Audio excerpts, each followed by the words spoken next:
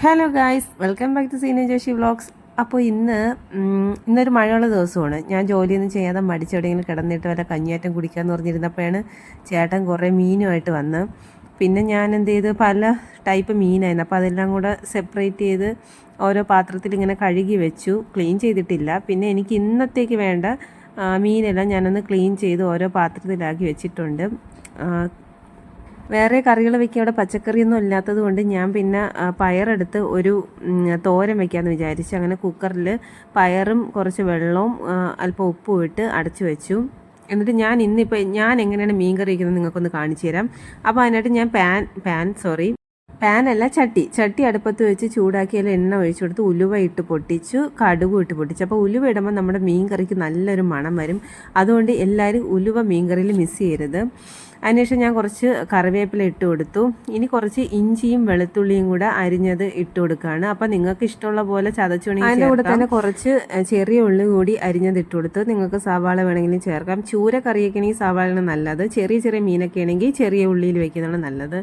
അപ്പോൾ അതിനുശേഷം ഞാൻ അതിലേക്ക് 2 പച്ചമുളക് കൂടി ഇട്ട് ഒന്ന് വഴറ്റിയെടുക്കുകയാണ്. ഈ സമയത്ത് ഞാൻ മിക്സിയുടെ ജാറിൽ ആവശ്യമുള്ള തേങ്ങയും പുളി കുതിർത്ത് വെച്ച വെള്ളവും കൂടെ ഒഴിച്ച് നന്നായിട്ടൊന്ന് അരച്ചെടുക്കുകയാണ്. ഞാൻ ഒന്നിൻ്റെ അളവ് കറക്റ്റ് പറയാത്തത്, ഇപ്പോൾ പുളിയാണെങ്കിൽ പോലും ചില പുളി കുറച്ചെടുത്താൽ തന്നെ നല്ല പുളിപ്പായിരിക്കും, ചില പുളിക്ക് പുളിപ്പ് ഒട്ടും കാണത്തില്ല. അപ്പോൾ അതനുസരിച്ച് നമ്മൾ യൂസ് ചെയ്ത് ഒരു 2-3 പ്രാവശ്യമൊക്കെ കറി വയ്ക്കുമ്പോൾ നമുക്ക് അതിൻ്റെയൊക്കെ ഒരു അളവ് മനസ്സിലാവും. അപ്പോൾ അത് മനസ്സിലാക്കിയിട്ട് വേണം നിങ്ങളും ഓരോന്ന് ചേർക്കാൻ. അപ്പോൾ ഇനി ഞാൻ ചെയ്യുന്നത് പൊടികൾ ഇട്ട് കൊടുക്കുകയാണ്. ഫസ്റ്റ് മഞ്ഞൾപ്പൊടി ഇട്ട്, പിന്നെ 2 ടേബിൾ സ്പൂൺ മുളക് പൊടിയാണ് ഞാൻ ഇട്ടത്. നിങ്ങളുടെ മുളക് പൊടിയുടെ എരിവിനനുസരിച്ച് വേണം നിങ്ങൾ മുളക് പൊടി ചേർക്കാൻ. അപ്പോൾ അതാണ് ഞാൻ പറഞ്ഞത്, 2-3 ദിവസം കറി വയ്ക്കുമ്പോൾ നിങ്ങൾക്കത് മനസ്സിലാവും.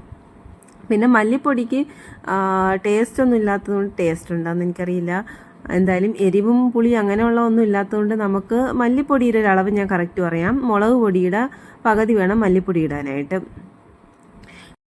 പൊടികളൊക്കെ ഇട്ട് നന്നായിട്ട് ഇളക്കി കൊടുത്തിട്ട് നമുക്ക് അരച്ചു വെച്ച തേങ്ങയും പിന്നെ തേങ്ങ അരച്ച മിക്സിയുടെ ജാറും കൂടെ കഴുകിയ വെള്ളവും കൂടി ഒഴിച്ചു കൊടുത്ത് ഉപ്പും ഇട്ട് നന്നായിട്ട് തിളപ്പിക്കാം. ഇപ്പോൾ തിളച്ച് വന്നിട്ടുണ്ട്. ഇനി നമുക്ക് കഴുകി വെച്ച കാരൽ മീനാണ് ഞാൻ കറി വയ്ക്കുന്നത്. അപ്പോൾ കാരൽ മീൻ ഞാൻ ഈ കറിയിലോട്ട് ഇട്ട് കൊടുക്കുകയാണ്. കാരൽ മീനായതുകൊണ്ട് തന്നെ നിങ്ങൾ സൂക്ഷിക്കേണ്ട ഒരു കാര്യം, നല്ല മുള്ളാണ്. അപ്പോൾ സ്പൂൺ വെച്ച് മാക്സിമം ഇളക്കാതിരിക്കുക. ചട്ടി വെച്ച് ചുറ്റിച്ചെടുക്കുന്നതായിരിക്കും നല്ലത്. അപ്പോൾ കാരൽ മീൻ എല്ലാവരും വറ്റിച്ചാണ് വയ്ക്കുന്നത്, അതുകൊണ്ടാണ് ഞാനും ഒന്ന് വറ്റിച്ചെടുത്തിട്ടുണ്ട്. അപ്പോൾ നമുക്ക് സ്പൂണിട്ട് ഇളക്കാത്തത് കൊണ്ട് മീൻ പൊടിയാതെ കിട്ടി. ഇനിയിപ്പോൾ എൻ്റെ പയർ വെന്തിട്ടുണ്ട്. അപ്പോൾ പയറിലോട്ട് ഞാൻ തേങ്ങയും 2 പച്ചമുളകും 2 വെളുത്തുള്ളിയും 2 ഉള്ളിയും കുറച്ച് മഞ്ഞൾപ്പൊടിയും കൂടെ ഇട്ട് ഒന്ന് ചതച്ചെടുത്ത് ഈ തോരത്തിലോട്ട് ഇട്ടിട്ടുണ്ട്. മീൻസ് പയർ വേവിച്ചതിലോട്ട് ഇട്ട് കൊടുത്തിട്ടുണ്ട്. ഇനി പയർ തോരത്തിന് നമ്മളൊന്ന് കടുക് വറുത്ത് കൊടുക്കണം. അതിനായിട്ട് ഞാനൊരു പാൻ അടുപ്പത്ത് വെച്ച് ചൂടാക്കി അതിൽ എണ്ണ ഒഴിച്ചു കൊടുത്തു. ആ സമയത്താണ് ഞാൻ ഈ ഒരു കാഴ്ച കാണുന്നത്. എൻ്റെ ഒരു സ്റ്റൗവിൽ എൻ്റെ ദോശ ഉണ്ടാക്കുന്ന പാനിനകത്ത് എൻ്റെ ഹസ്ബൻഡ് കുറേ വഴുതണി വന്ന് വെട്ടിയിട്ട് വെച്ചിട്ടങ്ങ് പോയി. ഇത് ഇളക്കാനും ഒന്നിനും പറ്റില്ല, അതെന്താവും നമുക്ക് കണ്ടറിയാം.